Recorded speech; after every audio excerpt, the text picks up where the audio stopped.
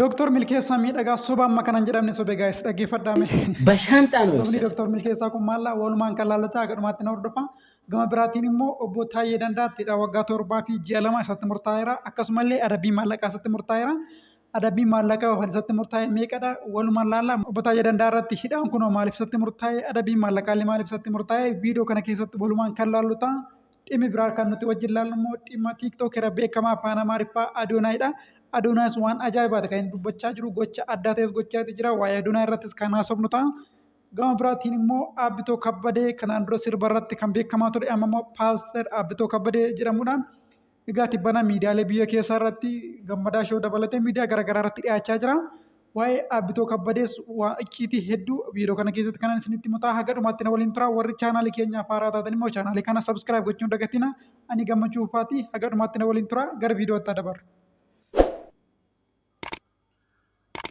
Kan jalqabamee kolfuudhaan haa eegallu egaa Dr. Milkeessaa miidhagaa nama guddaadha, doktoradha, nama PhD qabudha, asitti barsiisaa yuunivarsiitii nama turedha. Ammas biyya alaa deemuudhaan kolleejii Ameerikaa keessatti argamu tokko keessatti nama barsiisummaadhaan tajaajilaa jirudha. Garuu dubbiin inni miidiyaatti bahee dubbate sobni guddaan inni sobe kun waan ajaa'ibaati. Mee ilaala viidiyoo kana. ዩኤዎች ወደ 2 ቢሊዮን 3 ቢሊዮን ድጋፍ ሰጡ። 3 ቢሊዮን ዶላር ከዛ ውስጥ 1 ቢሊዮን በሻንጣ ነው የወሰደ አብይ። በሻንጣ 1 ቢሊዮን ወስዶ የት ነው ያስቀመጠው? ለብሔራዊ ባንክ ምናምን ይሄ ፋይናንስ ሚኒስቴር አያውቅም። Ilaaltaniitu viidiyoo kana baay'ee nama ajaa'iba. Egaa haasaa kanaan Dr. Milkeessaan akka dubbatetti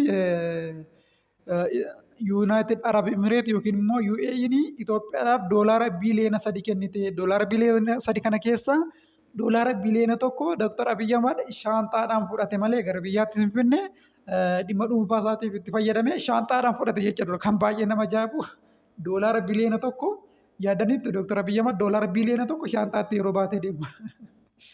Waan baay'ee nama ajaa'ibaati jechuun Dr. Milkeessaan nama guddaa akka kanaa ta'ee hayyuudha jedhamee miidiyaa irratti dhiyaatee yeroo dubbatuuti akkamitti waan gadi bu'aa akka kanaa dubbata jechuun sobni illee narratti beekamadha akkamitti yaadu namni yeroo sobu waanuma fakkaatullee sobuu danda'a.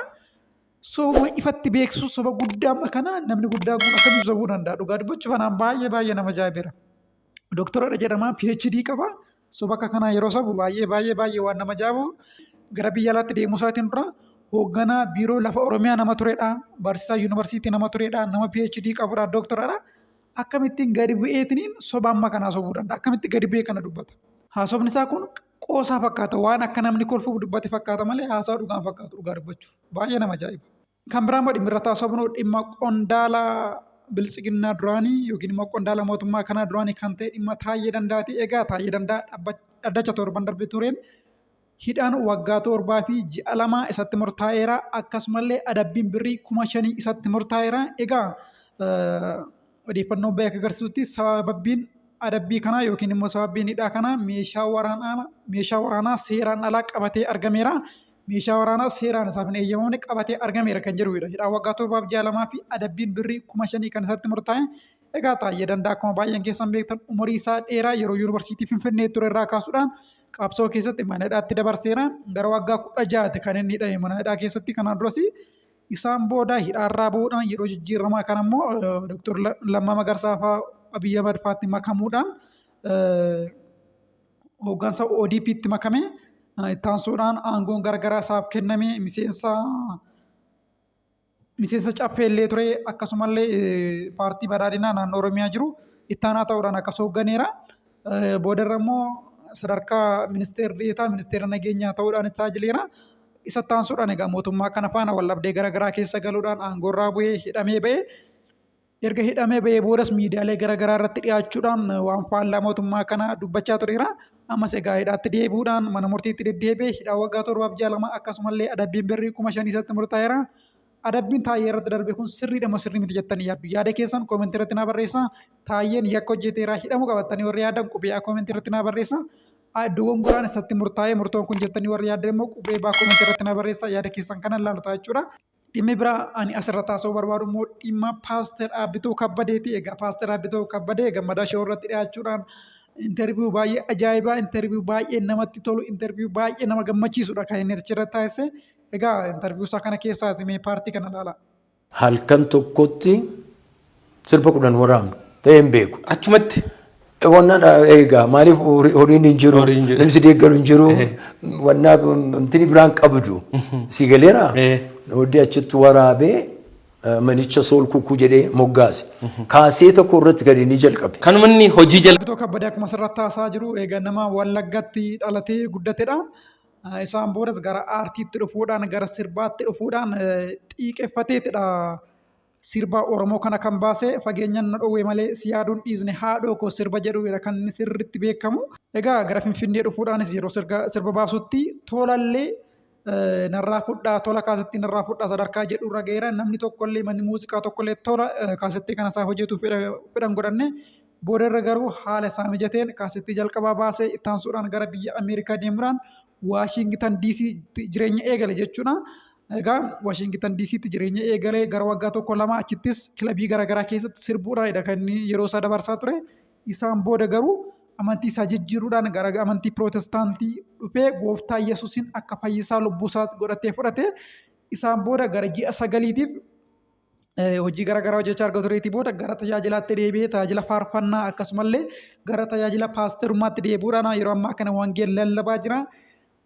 Addunyaa sirbaa keessaa guutummaan guututti beera jechuudha. Gammadaa shoollee yookiin immoo gammadaa olaanaa achirratti gaaffisa gaafatanii namoonni garaagaraa sirba kee sirbuu utuma isin eeyyamsiisin sirbuu kileemii qabdaa komii isaan irraa qabdaa jedhee yeroo isaan gaafatu ani gateera sirbaa waa'ee sirbaas yaadaan jiru kan abbaan qabne lafaa fuudhanii sirbaa jiru jechuun sirbi koo duraanii sun iyyuu kan koo miti ani gateera dhiiseera keessaa beera jechuu isaati mee paartii kana ilaala. Sirbitoota nan jaalladha.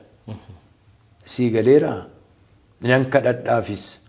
Warra sirban beekaman illee afeereera waldaatti konsertii qopheesse argamaniiru.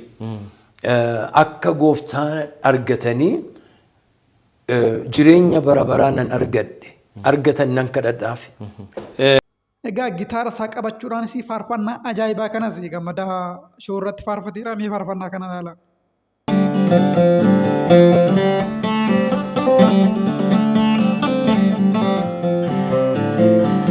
Wanjite si chafe anatu beka Wanjite si chafe anatu beka Ergo maraku lecho barabara Wanjite si chafe anatu beka Wanjite si chafe anatu beka Wanjite si chafe anatu beka ergo maraku lecho barabara Wanjite si chafe anatu beka argas yanacho.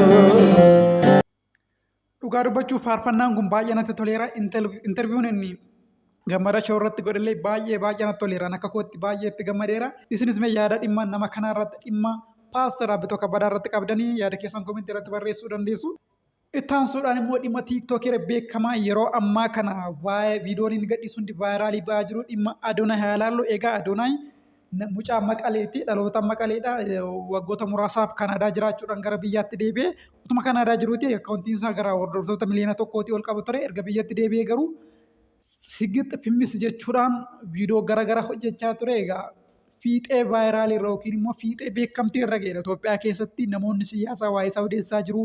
Viidiyoo tokkicha yeroo gadhiisu almost viidiyoo inni gadhiisu baay'een isaa laayikii 100,000 olidha kan inni qabu. Viidiyoo tokko yeroo inni gadhiisu sa'aatii 2 sa'aatii 3 keessatti nama 500,000 600,000 ilaalama. Sa'aatii muraasa booda immoo namoota miliyoonota ilaalama. Viidiyoo inni gadhiisu baay'een isaa almost view miliyoonaa ol kan qabudha.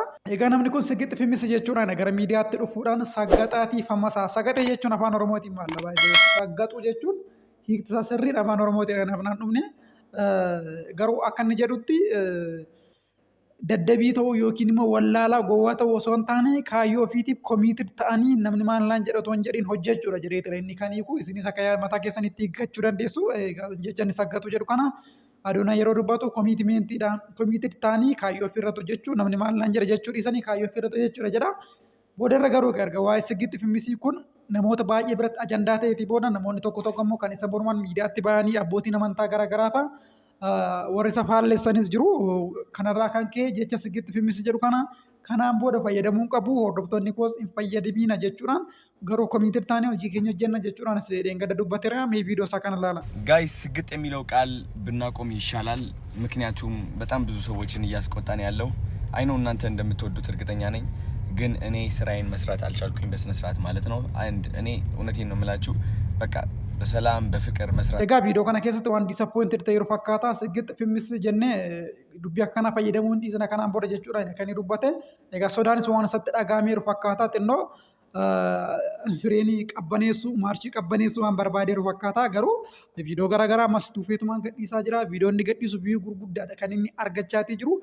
Akkasumallee aartistii afaan Amaariffaa beekamaa nama Salamoon jedhamu kanaa fi chaaleenjii Biruuk Riil Isteet isaaf kenneeni akkaawuntii tiiktookii Biruuk Riil Isteetii hordoftoota miliyoona tokko tuqaashee yoo nu gashite nama kanaaf aartistii kanaaf konkolaataa binna jechuudhaan Biruuk Riil Isteet chaaleenjii Adoonaaf kennanii turanii. Adoonaas egaa chaaleenjii kana fudhachuudhaan guyyoota 3 gidduutti akkaawuntii isaanii gara hordoftoota 500,600 kaasuudhaan gara miliyoona tokko tuqaa tokko gasheera. Egaa guyyoota 3 gidduutti miliyoona tokko tuqaa tokko gashee warri Biruuk Riil Isteetis nama kanaaf konkolaataa kana kennuudhaaf jiru jechuudha. Hojii guddaadha kan hojjetame, hojii ajaa'ibaati. Isin dhimma nama kana irratti yaada akkamii qabdu? Hojii raadiyoon hojjechaa jiru kun sirriidha moo sirrii miti jettu yaada keessan komentii irratti nu barreessaa. Odeeffannoo garaagaraa dhimmoota ajandaa ta'an irratti chaanaalii kana irratti kan wajjin haasofnu ta'a. Ani Gammachuu Faatii obboleessa keessanii warri chaanaalii keenyaaf haaraa taatan sabskiraayib gochuun dagatina. Yaadoo qabaatan komentii irratti nu barreessaa. Odeeffannoo kana yeroo hundayyuu argachuuf sabskiraayib gochuun dagatina.